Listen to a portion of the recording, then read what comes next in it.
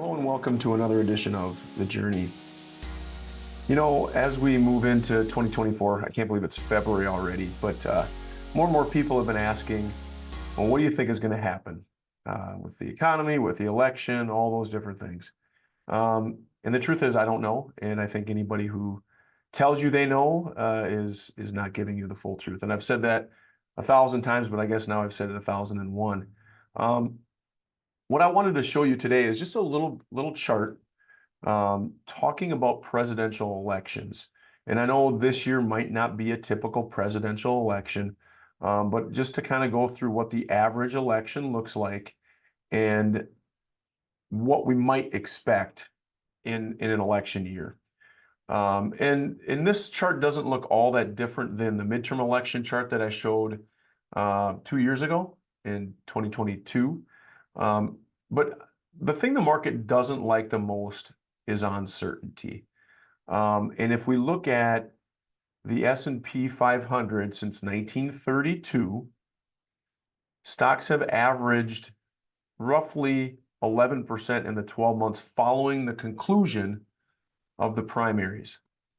Now, I don't know what the conclusion of the primaries means this year because it doesn't really seem like there's going to be much of a primary at all. But the dark blue line on this screen shows non-election years in a typical S&P 500 in non-election years, okay? The light blue line shows election year S&P 500 returns. So as I've been saying now for the past couple months, and I mean, I don't know if I'm going to be right. We'll find that out in 6 months or a year, but what we can expect in a typical election year is kind of a sideways market, somewhat volatile up and down, but not jumping a whole bunch. And then as we get closer to that election, which is in November, you know, the S&P typically starts climbing up. Now, again, that's an average year. That's an average over, 80 plus years. Or 90 plus years now. So we don't know exactly what's going to happen. There's certainly been bad election years and there's certainly been great election years. But at the end of the day, the market does not like uncertainty.